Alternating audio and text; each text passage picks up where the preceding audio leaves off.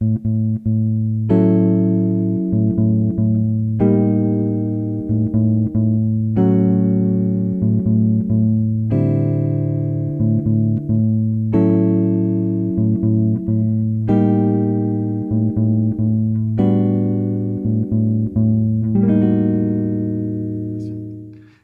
and welcome to this jazz guitar lesson. I'm Chris Whiteman. Thanks for joining me. This is part 2 of exploring Kenny Burrell's intro on Why Was I Born from his recording entitled Kenny Burrell and John Coltrane. I will put a link to the first part in this video description and recommend that you watch that first. So in part 2, what we're going to do is we're going to look at transposing this intro so that we have it available in different keys. And then we're going to extract some of the harmonies and use them in the context of 2-5-1s. So we would be building out our 2-5-1 harmonic vocabulary. So the original intro and song was in the key of D major. So it's a sharp key. And one of the things about sharp keys on guitar, like keys like D, A, E, we get access to open strings, which often we don't get, when we're dealing with flat keys, which are more prevalent in jazz. Now, since we use the open A as a pedal, we're somewhat limited in transposing it and having access to another open pedal. Really, the only other open string that we can get using the same voices is going to be the open E, right? And so that pedal is on the 5th degree of the key. So we were in the key of D, we were using an open A, right? So D, E, F sharp, G, A. So if I want to use the open pedal of an E, E is my 5th, I have to count back to figure out what the tonic would be, right? So E, D sharp, C sharp, B, A, right? So in the key of A, I'll get access to an open E pedal.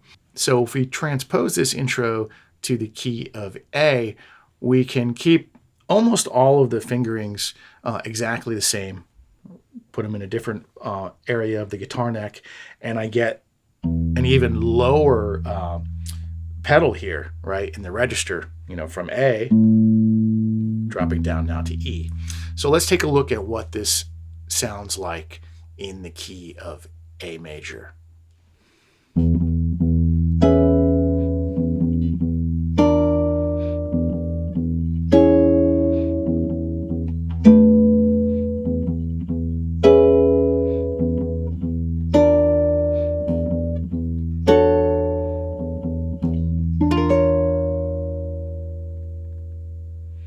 So I think that sounds really good in the key of A.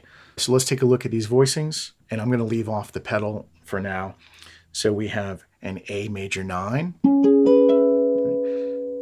same fingering as the original key. We had a D major 9 here. I'm just moving it up a 5th.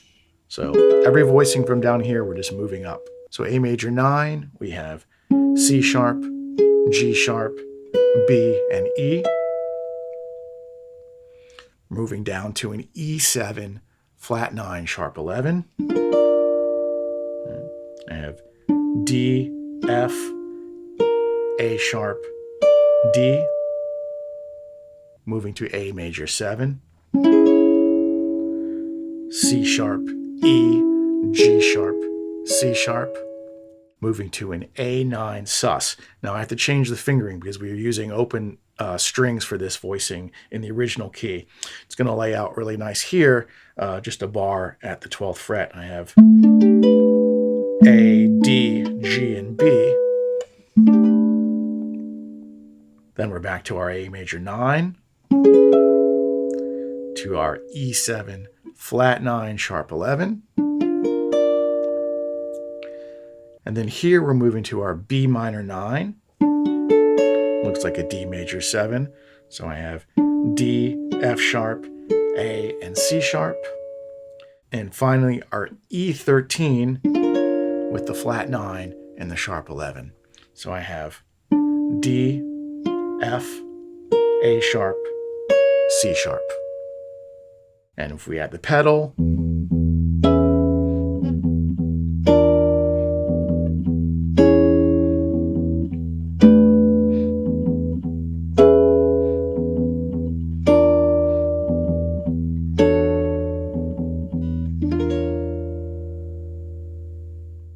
so let's say I got hired by a singer. I've never played with her before, and I'm on the gig, and she says, hey, I want to play There Will Never Be Another You in the key of A.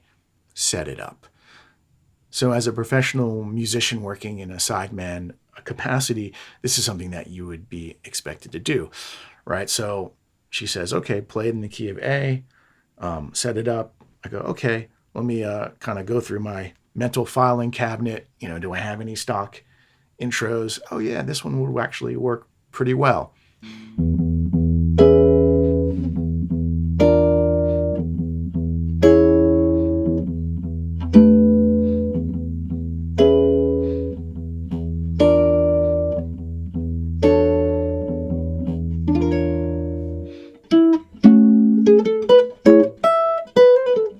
So there's an example of repurposing the exact introduction in a different key that has an open pedal available. But what if you want to play in a key where you don't have access to an open pedal?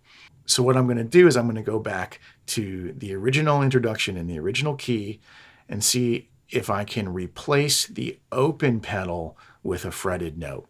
So if A is the pedal open, I know I can get that same pitch by fretting the 5th fret on the 6th string.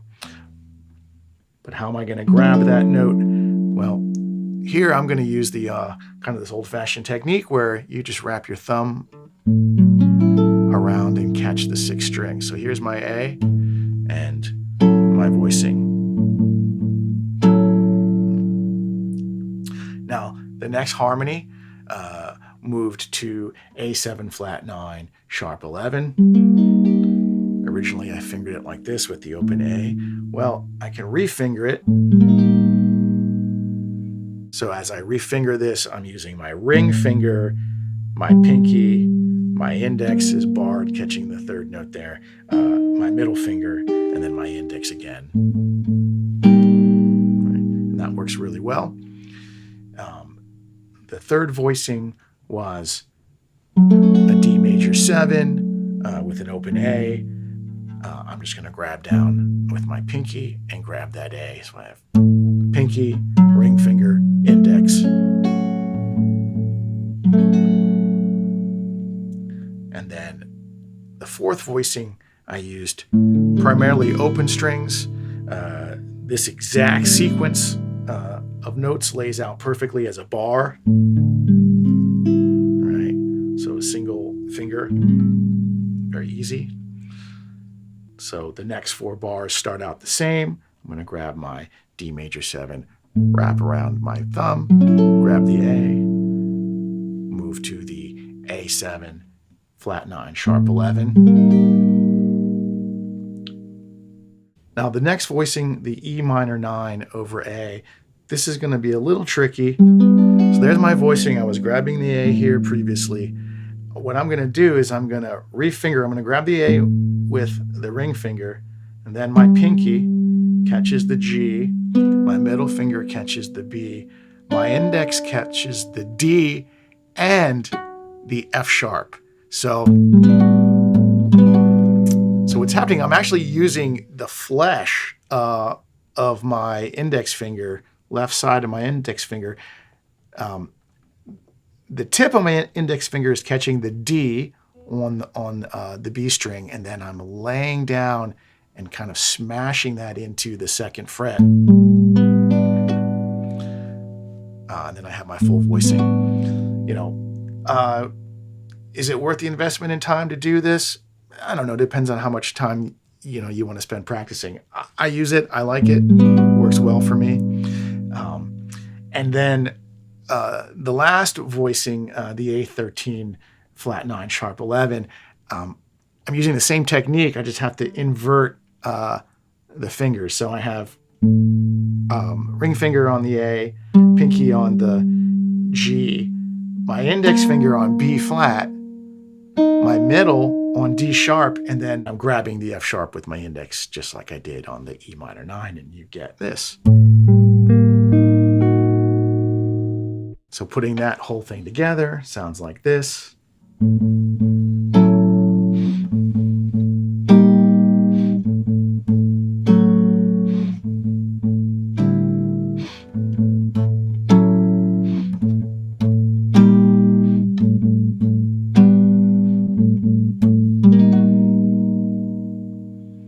Obviously, some of those voicings are quite challenging. So we're going to do another example where we make some very minor adjustments to the voicings. So we're going to retain the overall harmonic qualities of the voicings, but just simplify them so that they're easy to grab. So instead of a D major 9 over A, I'm going to drop the major 7, which is the C sharp. I'm going to drop it down to B. Now we're going to turn this into a D6-9 with the A in the bass, right? So major 7 and major 6, major 9, or 6-9, they're all the same family of sound, right? So they're all going to function as a either tonic major or subdominant major, like a 1 chord or a 4 chord in the key center. Here's my voicing. I have A in the bass, then I have F sharp, B, E, and A, right? Now the second voicing, this one's not that difficult, so we're going to keep this the same. Now the D major 7 over A, like this, is a little bit of a stretch, but we can keep almost the exact same sound by refingering it. So if you know this D major 7 drop 2, I'm just going to put the A in the bass, right? We lose, this has 2 F sharps in it. We lose one of the F sharps when we move here. We lose that one, but the integrity of the harmony is still there, and it has the same top note in the voice. And then our D9 sus over A, this lays out really nice. It's a straight bar, so that's the same as the previous example. Back to the first chord, D6-9 now over A, to the A7 flat 9 sharp 11. And now instead of the E minor 9 like this, we are going to move to a form based off of this E minor shell voicing with the 9 on top. I'm just going to bar. So I'm changing the root E, I'm changing it to A. And so now I have A, G, D, and F sharp, right? So there's my E minor 9 with A in the bass. And I'm replacing this A13 flat 9 sharp 11. I'm replacing it with an A13 flat 9 like this. Now I've sacrificed the sharp 11 here, but I still have the flat 9 and the natural 13. So we still get some really nice dominant tension with the same family of sound, this diminished dominant. That's A, B flat, C sharp, and F sharp. If we put that whole sequence together, it sounds like this.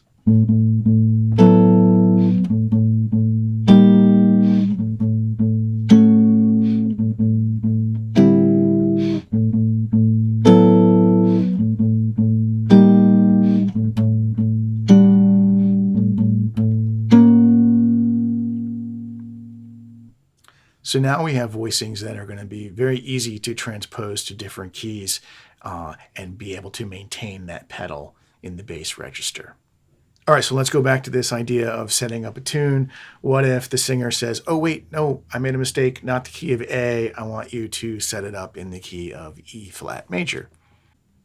So I have to think, okay, key of E flat, what's the 5th? Because I know that's my pedal. The 5th of E flat is B flat. So that's where I'm going to orient to, say, okay.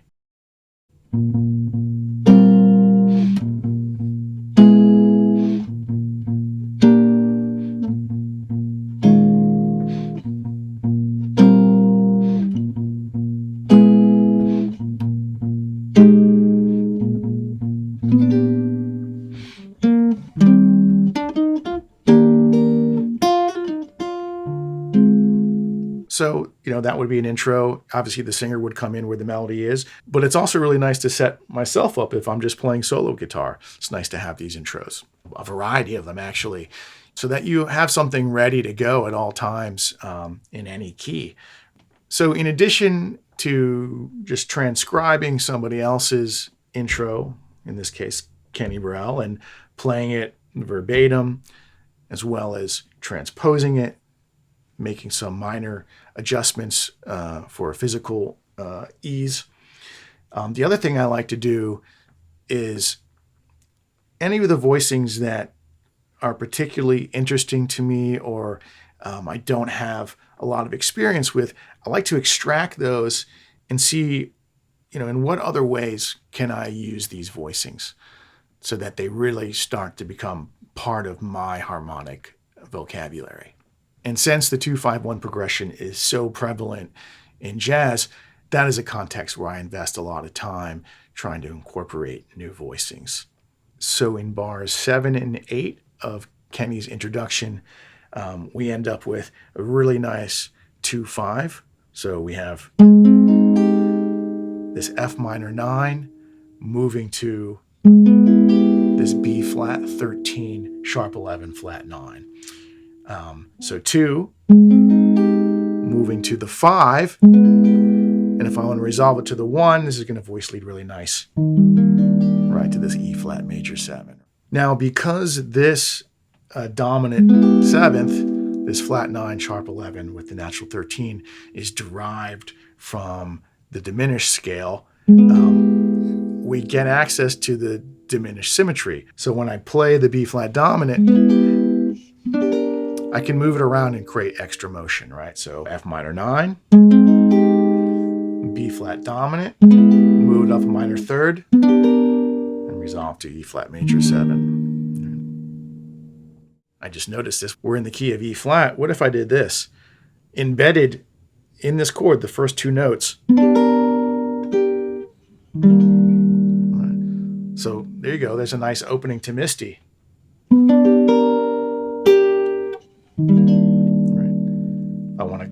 I can grab the root here too. So reach down.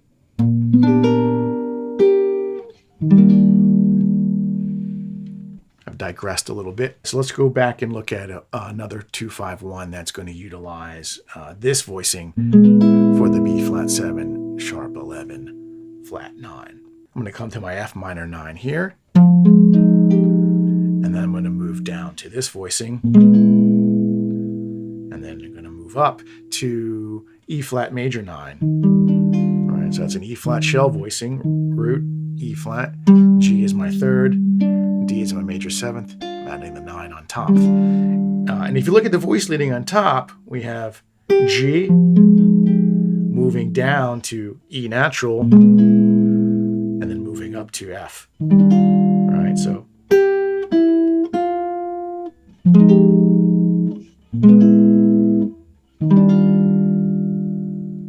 All right, so hopefully that gives you quite a bit of stuff to work on.